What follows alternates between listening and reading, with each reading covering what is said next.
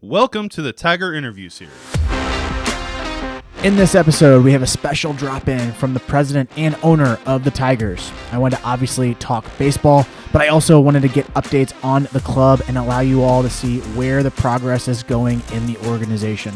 Before we start, I wanted to remind you that members of the club can access great deals on new Rawlings gear on the VIP site, where right now I'm looking at a sweet Francisco Lindor game day pattern Rawlings Pro Preferred. It looks awesome. Go ahead, log in, and access those deals right now. Thanks, guys, and I hope you enjoy the conversation. Welcome, everybody, back to another edition of the Tiger Interview Series. On this episode, I have Aaron Jaworowski, the owner, operator, and president of the Rawlings Tigers Baseball and Softball Club. How you guys doing? I'm a little nervous on this podcast because it's one of those things I came up with the idea. I was like, I want to do like an update on the program. Yeah, I have no idea what this is about. Neither do I. We have no idea where this conversation's going. He but said, Jaws, can I steal you for a minute? We're going to do an interview. I said, let's go. But one of the things that I want to do is I really want to get your voice out there and give an update on the Tigers. Because one, I feel like when people know who's behind the brand and behind the organization, I think it really helps with understanding what the goals and the mission are. So that's why I want you on the podcast on this episode. Cool. And we have a lot of things that are happening in the hopper that is very intriguing. So we have the national team program. We just hired Evan Pratt. Yes. The facility here is rocking, which is awesome. A lot of instructors. We brought on Rafael Lopez, who is a major league catcher, helping with Trent Limecooler on the catching side. But more importantly, we have a lot of directors that are just starting out in their territories and really trying to build their own programs in their areas.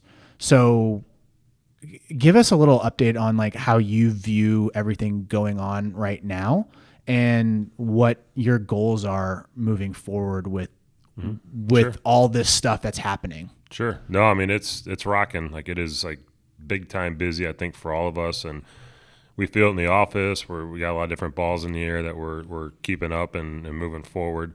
You touched on some of them. I know we're super excited for Evan Pratt. He's our high school director, and he's going to run our entire St. Louis program, but he's already been a great asset to our regional teams in the recruiting process. He's done virtual meeting WebExes with them and high school rosters one at a time for those that want it and need it. So he'll be a great resource for our high school kids in the college process. And he jumped right in June 1st and took over fall ball, a lot of the summer management here in the St. Louis area, and then the recruiting side nationally. And then to the next category would be the national team events. Which he's helping run that program as well.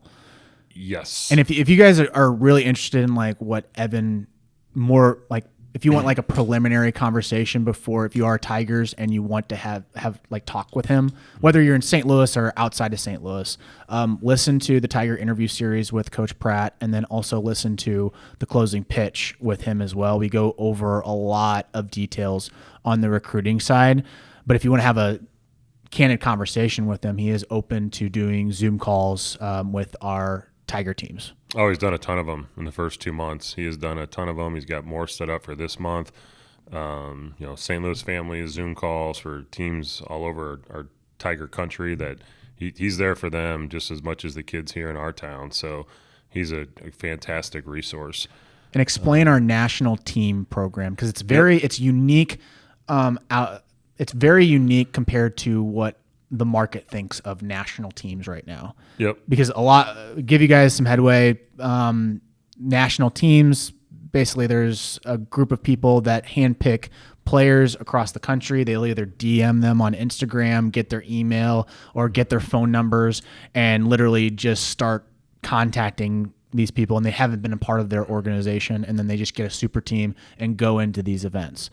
We put a little bit of a wrinkle into it because we think that it needs to be more on the Tigers side. So go ahead and explain the setup. It is. It's very different. I'm not saying one is right or wrong. It's just a different philosophy. I think ours is compared to the other ones, and it fits what we're trying to do in our vision with our club. So our national team program is for Tigers only that are registered in good standing within our organization on a year-round, summer, fall roster, whatever, with the Tiger in any city around the country in our club. So, for example, we're doing the WWBA PG in Fort Myers. It's for 23s and 24s, September 30th. That's our next event. We just launched the marketing side of it yesterday, and any Tiger in those two classes can apply to have a spot on that team. So I believe there's around 40 or 50 rosters at that age group, those two age groups that are going to have a chance to apply. So you're talking 500-600 kids. Mm-hmm.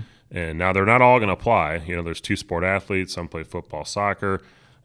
Some may not want to go. Some may shut it down for the fall. That's totally fine. So let's say we get 100 of those kids to apply. Just throwing a number out there. Out of those 100, we'll select the top 12 positional players we can, plus additional pitcher-onlys. And then that's the team that'll go compete in that event. So if we do another event 2 months later, let's say we do a winter one out in Vegas or California, Arizona, it may not be the same exact kids, even though it's the same age group with us. And so I really like that idea because it gives more opportunities. Yes. In case like someone didn't have a really good showing on their video or they got new metrics. It keeps it's your ability that the short term, what can you do now to be able to make that team? Correct. Yep. And it gives those top end kids in our club a platform to play in those big events. And then the other part of our national team and the model and track we're on right now is to keep the summer rosters intact, let them play with their teams. I think the whole team concept is very important in training them year round. And then if they're the top end elite level player, then they can make the national team and then the off season events. I think that's extremely important from a culture standpoint and a development standpoint. I feel like when if you're team hopping or team playing, you never get that whole team atmosphere. Yep. Where you are literally hand in hand combat with your guys and trying to figure out how to actually win. Or if you go into like a super team, again, right or wrong, this is just how I think about it, is that, you're getting a lot of experience. You're playing with a whole bunch of good players, but at the same time, you don't get that cohesiveness and understanding how to win in hard times. Because it's extremely difficult to do that when you have multiple players from multiple different locations and you're doing that for the full season. It's just really hard to do that. Yeah. I think you lose that development side too if you're just popping in and out every weekend, because there's a lot, at least with our club, that goes on in midweek practices and that team culture and the bonding and that part of it. How do you compete? How do you go out and try to win as a team and a group? And you need all those different parts in order to win that game. Intangibles are huge. Yep. I think that's probably the most underrated asset that a player can have, especially when you get to the college game. I mean, like they're, that grinder that was able to push everyone forward. Yep. You need those guys. Yeah. You might hate them during practice because they're pushing you forward, but then you love them in the games. Yeah. Right. He's on your team. Yes. So great.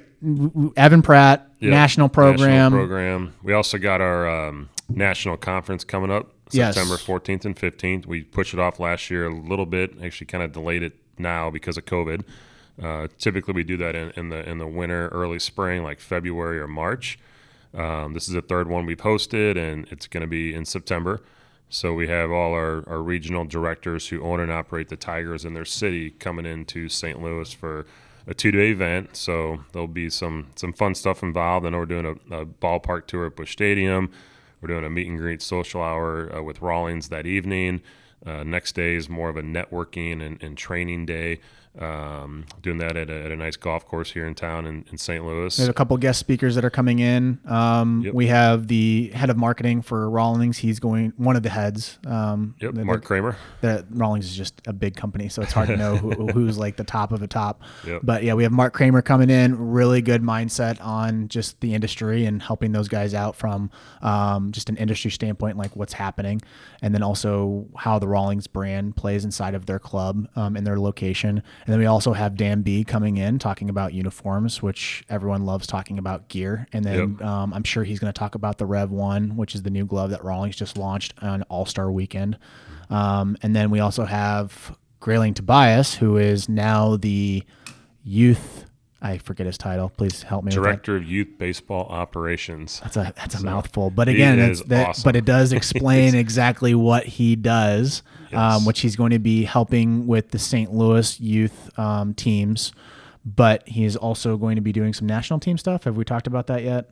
Not as much with Grayling. He may get involved with coaching the team. Okay. Yeah, gotcha. for certain events. Gotcha. Yeah. But he's going to be coming in and helping with the directors. He's going to talk about a very important topic, the relationship between parents, players, and the club, and then also the game. So that's going to be a very fun conversation. Hopefully we can report on that. I would actually love to have Grayling on the podcast, but like he said yesterday, I am a thinker. I got to think things through before I actually jump completely in. He's like the team whisperer. Yes, he is. Like, and I'm he calms everything down for parents, kids, players. He is so good at that. Just the culture part of it, and how to handle parents and situations, or how to handle players in situations, how to get the most out of the kids. He's an incredible person, so we're lucky to have him. And I'm like the opposite. I have a sword and a horse, and like, let's go attack that hill. So me and him balance each other out really well in conversations. So I'm hoping to have that. Is there anything else you want to address on the Tigers standpoint, from an update on what we're seeing in the organization? I know from the Tiger interview series, I'm trying to bring on a lot of experts and stuff like that, but I thought this would be a nice little wrinkle into I think the podcast episodes. you guys are doing is really picking up momentum, right, with us and our families, getting a ton of good feedback on that. We spent a lot of time, I would say, third, fourth quarter last year, first, second quarter 2021 on the VIP section.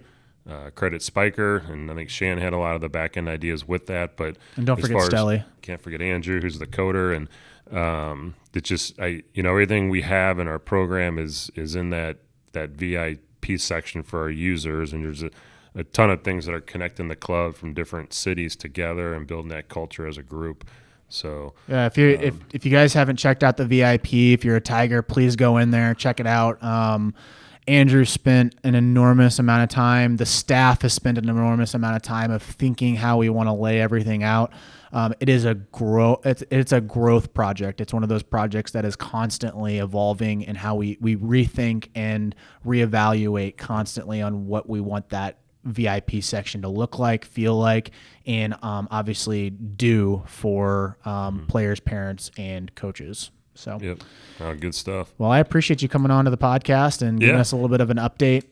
Guys, please subscribe to the show, Tiger Interview Series, on Apple Podcast and Spotify. You can also subscribe to our YouTube channel, Rawlings Tigers. That's where we put this show. And then we also have another podcast, The Closing Pitch. If you're not familiar, if you're a new listener to the Rawlings Tigers Interview Series, we also have another podcast called The Closing Pitch. That's with David Birkby, who is the general manager of the Rawlings Tigers, and myself. We talk about people, culture, and how to create a winning lifestyle. It's really how I view it. It's more of a journal and a diary, and we're trying to figure out what is the best strategies and tactics on creating that winning lifestyle. So thanks, guys. We really appreciate you listening to this episode. If you're watching it, thank you. And we will see you in the next episode.